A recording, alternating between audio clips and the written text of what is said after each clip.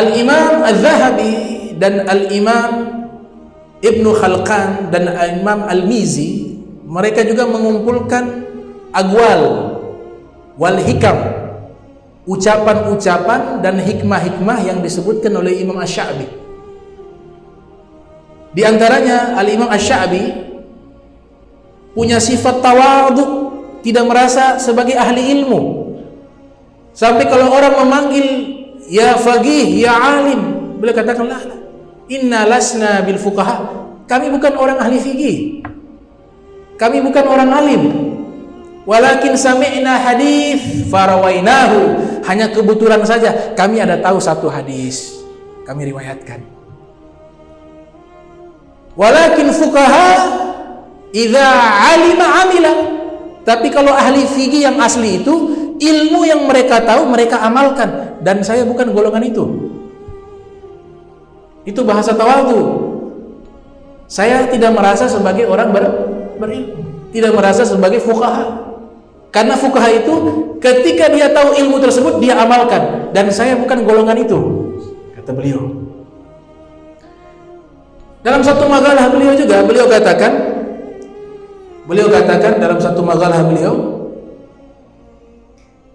khairu haslatin fil qalbi innahu la yunafiku fi mahabbatih. Beliau katakan di antara sifat baiknya anjing, sifat baiknya anjing. Jadi anjing ini memang dalam pandangan hukum agama Islam, dalam pandangan fikih, menurut mazhab Syafi'i memang najis mughalladzah. Tapi di sisi lain, ini anjing punya sifat-sifat mulia. Al-wafa, setia. Kalau sudah cinta kepada tuannya, nyawa dia kasih. Al-wafa. Sehingga ada ulama namanya Syekh Muhammad Ibnu Khalaf mengarang kitab judulnya Tafdilul Kilab ala kathirin mimman labisa thiyab. Anjing memiliki kemuliaan, nama kitabnya. Anjing memiliki kemuliaan. Dalam kitab tersebut dicari tahu sifat-sifat mulia yang dimiliki oleh anjing, yang jika kita mengambil sifat tersebut kita jadi mulia. Di antaranya setia, yang kedua mahabbah. Kata Imam Asy-Sya'bi, sifat baiknya anjing khaslatu khair fil qalbi, sifat baiknya anjing kalau mencintai seseorang atau mencintai sesuatu, cintanya itu tulus, tidak munafik. Kata Imam Syafi'i, tulus cintanya. Dia kalau sudah cinta tuannya, ini dalam ilmu zoologi, ilmu hewani, ada kitab namanya Hayatul Haywanul Kubra, 2 jilid, susunan Asy-Syaikh Kamaluddin Ad-Damiri. Di bab tentang kalab, tentang anjing, beliau jelaskan di antara sifat mulia anjing, kalau sudah mencintai tuannya, sama tuannya dia sudah cinta, itu segala sesuatu yang dimiliki oleh tuannya dia cintai. Anaknya dia cintai, mobilnya, motornya, rumahnya, semuanya dia cinta. Al-Imam Syafi'i mengatakan akhlak atau sifat yang paling baik dimiliki oleh anjing adalah cintanya itu tulus, tidak munafik. Kemudian nasihat beliau yang ketiga, ini tinta emas nasihat ini, karena kalau kita praktekkan, insya Allah apa yang kita lakukan itu akan berhasil. Dari sisi menuntut ilmu, dari sisi berusaha, dari sisi lainnya. Ada yang bertanya kepada Imam Asy-Sya'bi, wahai Imam Asy-Sya'bi, aina laka kullu hadzal ilm? Wahai Imam Syafi'i, dari mana engkau bisa dapat semua ilmu ini? Imam Syafi'i mengatakan, saya dapat dengan 4 kunci. Yang pertama, binafyil i'timad. Saya menegasikan, mengandalkan diri sendiri. Saya menafikan, mengandalkan diri sendiri. Nah, kita kadang-kadang kan sering mengandalkan diri sendiri. Oh, saya ini alhamdulillah cerdas otak. Insya Allah kalau saya belajar sungguh-sungguh pasti saya jadi. Oh, ini pelajaran apa ini? Oh, ini ilmu nahwu shorof. Insya Allah saya ini S3, lulusan Gajah Mada. Ini Bib, 7 bulan insya Allah saya bisa. 7 bulan insya Allah saya bisa. Dia bilang insya Allah, tapi dalam hatinya dirinya, saya ditekankan ke saya bisa nih, 7 bulan saya bisa. Ini usaha, bisnis. Oh, saya lulusan luar negeri tentang bisnis ekonomi internasional. Modal sekecil apapun saya bisa putar menjadi sukses ini bisnis saya. Jadi semuanya saya mengandalkan diri sendiri. Kata Al-Imam Asy-Sya'bi, kalau kita lakukan menuntut ilmu ataupun segala sesuatu, jika kita menganggap diri kita mampu tanpa melibatkan kekuatan Allah, pasti ujung-ujungnya adalah kesialan, kebangkrutan, dan kegagalan. Berapa banyak orang yang tidak sekolah, lulusan SD, bisa lebih sukses dari yang sekolah doktor di bidang keahliannya. Berapa banyak yang sekolah di luar negeri pulang bisa kalah dengan yang sekolah di dalam negeri. Berapa banyak yang punya gelar sampai profesor doktor bisa kalah sama orang yang baru lulus SD. Kenapa? Salah satu faktornya adalah selalu mengandalkan diri sendiri, tidak melibatkan Allah. Kalau semuanya la haula wala quwata illa billah, insyaallah dengan kekuatan Allah saya bisa. Begitu. Wa may yattaqillah yaj'al lahu makhraja wa yarzuqhu min haitsu la yahtasib wa may yatawakkal 'ala Allah fa huwa hasbuhu innallaha balighu amrihi wa qad ja'ala Allah likulli syai'in qadra. Siapa yang bertakwa kepada Allah, maka seluruh masalahnya dikasih solusi oleh Allah. Siapa yang takwa kepada Allah, niscaya Allah akan berikan rizki kepadanya dari arah yang tidak pernah ia duga. Siapa yang menyerahkan kekuatannya sepenuhnya kepada Allah, tawakal, maka Allah akan mencukupkannya. Karena sesungguhnya Allah yang menyampaikan seluruh urusan, dan Allah yang menjadikan segala sesuatu ada takarannya. Itu nasihat pertama beliau. Itu kunci pertama, harus menafikan i'timad. Yang kedua beliau katakan, kalau mau sukses, sabr kasabril himar. Sabar seperti sabarnya himar, keledai. Itu keledai fisiknya kecil. Sabar dari keledai itu sebenarnya dari konsep dia memikul beban yang ada di punggungnya.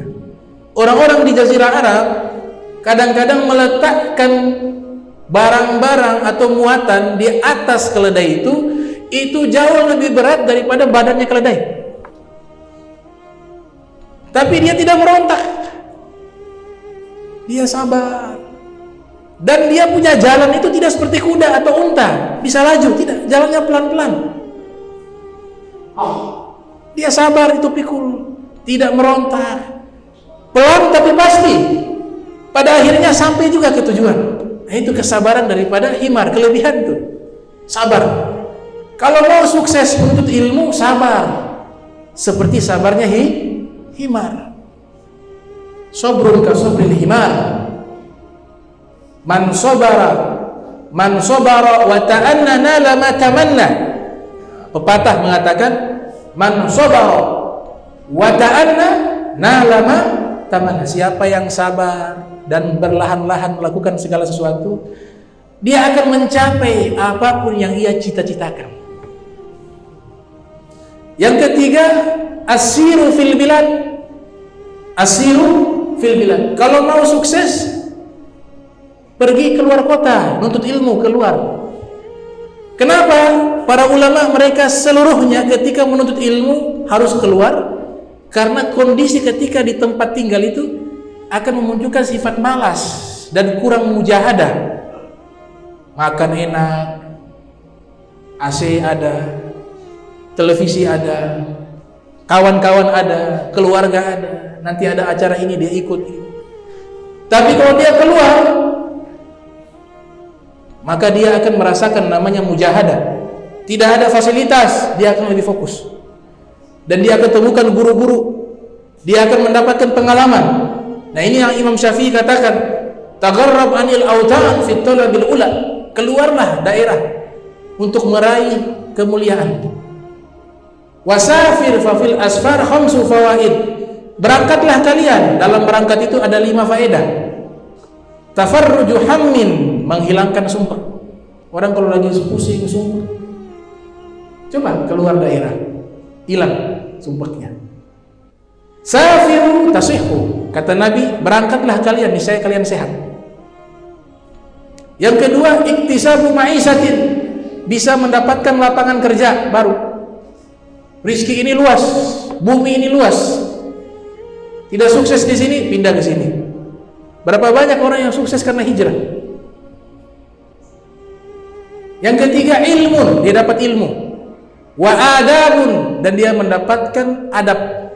Di daerah ini punya tata krama seperti ini, oh dia belajar. Oh di tanah Jawa kalau begini sopan, oh begini tidak sopan. Dia pindah lagi ke Papua, dia pindah lagi ke Sulawesi, dia pindah lagi ke Jakarta, ke Jawa Barat, Jawa Timur. Semua ini kan punya akhlak, punya adab masing-masing.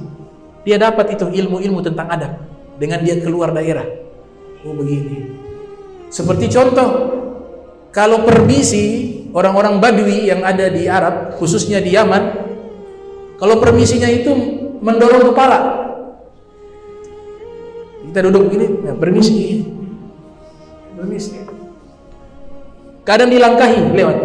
Yang mungkin sudah pernah haji atau umroh, atau yang sudah pernah pergi ke beberapa negara di Arab, ketemu orang-orang Badui yang masih asli pada pasir, itu langkah itu di atas kepala kita di. Bagi mereka sopan itu.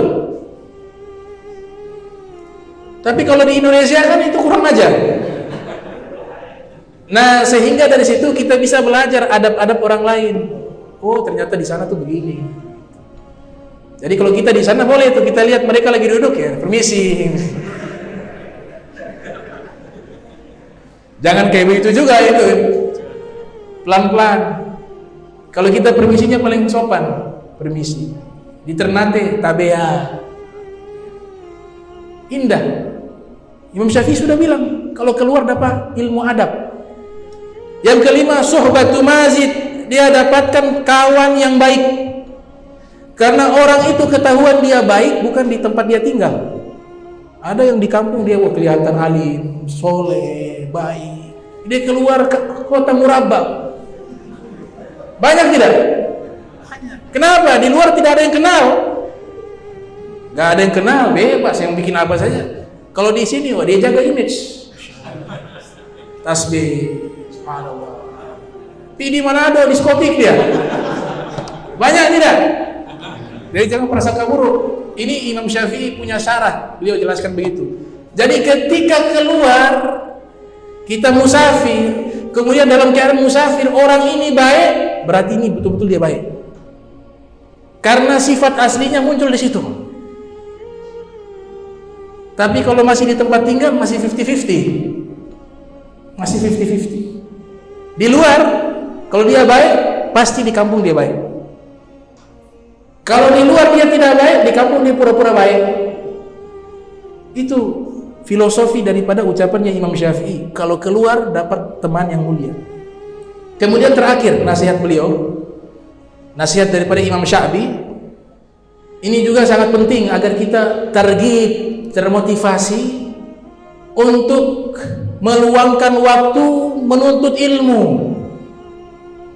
Imam Sya'bi mengatakan, Al-Imam Sya'bi mengatakan, "Lau anna rajulan safar min aqsa Syam ila aqsa Yaman liyasma'a kalimat hikmatin ma ra'aitu safaruhu dhaq."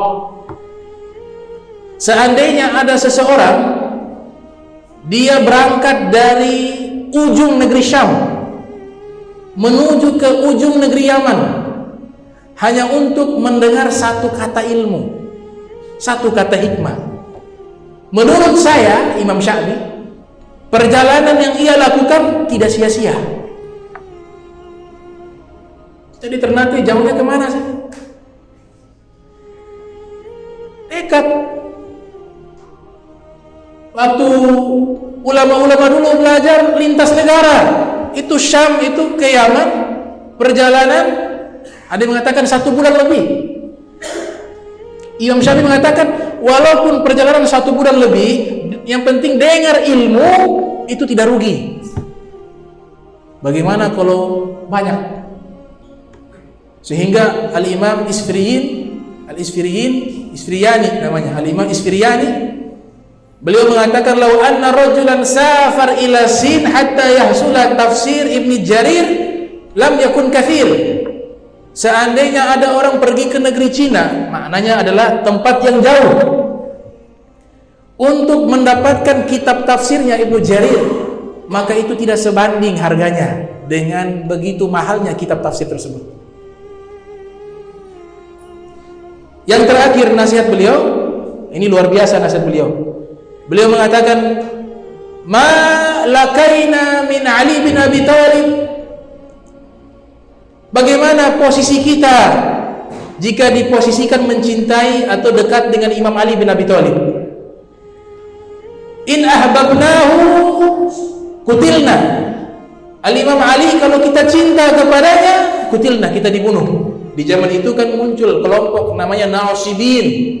Nasibin ini yatadayyanu bi bughdil Ali wa zurriyatihi. Mereka beragama Islam tapi membenci Imam Ali dan anak keturunannya. Namanya Nasibi. Al-Imam Syafi'i ini murid dari Imam Ali. Beliau mengatakan posisi kita terhadap Imam Ali itu serba salah. Jika kita mencintai beliau, kita dibunuh. Dalam kitab Rabiul Abrar, Al-Imam Zamakhsyari meriwayatkan disuruh dibunuh. Di riwayat yang lain, zahabat dunyana. Kalau kita cinta kepada Imam Ali, dunia kita hilang. Wa in abghadnahu halakna. Tapi kalau kita benci kepada beliau, kita binasa. Ini nasihat daripada Al-Imam Asy-Syafi'i.